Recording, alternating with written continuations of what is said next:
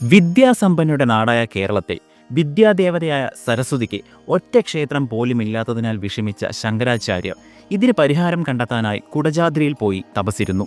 ഏറെക്കാലത്തെ തപസ്സിനൊടുവിൽ ശങ്കരാചാര്യർക്ക് മുന്നിൽ പ്രത്യക്ഷയായ സരസ്വതി ദേവിയോട് അദ്ദേഹം തന്റെ ആഗ്രഹമുണർത്തിച്ചു.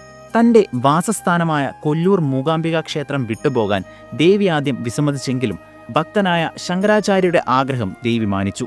പക്ഷേ ചില നിർദ്ദേശങ്ങൾ ദേവി ശങ്കരാചാര്യർക്ക് മുന്നിൽ വെച്ചു. ശങ്കര, ഞാൻ എന്നും നിന്റെ പിന്നാലെ തന്നെ ഉണ്ടാകും. എന്നാൽ ഒരു കാരണവശാലും തിരിഞ്ഞു നോക്കരുത്. അപ്പോൾ ഞാൻ അപ്രത്യക്ഷയാകും. ഈ നിബന്ധനയനുസരിച്ച് ദേവി ശങ്കരാചാര്യരെ അനുഗമിച്ചു. യാത്രാവേളയിൽ ഒരു സ്ഥലത്തെത്തിയപ്പോൾ ദേവിയുടെ കാലച്ച കേൾക്കാതെയായി. നിബന്ധന മറന്ന് ശങ്കരാചാര്യർ തിരിഞ്ഞു നോക്കിയപ്പോൾ ദേവി വിഗ്രഹമായതായി കണ്ടു. ഏറെ വിഷമിച്ച ശങ്കരാചാര്യർ വീണ്ടും പ്രാർത്ഥന തുടങ്ങി. ദേവി പ്രത്യക്ഷപ്പെട്ട് ഇങ്ങനെ പറഞ്ഞു: നീ നിബന്ധന തെറ്റിച്ചു. അതിനാൽ നിന്റെ കൂടെ വരാൻ എനിക്കാകില്ല. എങ്കിലും നീ ആഗ്രഹിക്കുന്ന സ്ഥലത്ത് ഞാൻ കുടികൊണ്ടുകൊള്ളാം.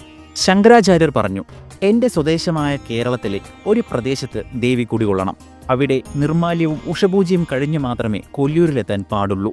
ഈ ഐതിഹ്യത്തിന് ഉപോദ്ബലകമായി ഇന്നും കൊല്ലൂർ മൂകാംബിക ക്ഷേത്രത്തിൽ രാവിലെ 5 മണിക്കാണ് നട തുറക്കുന്നത്.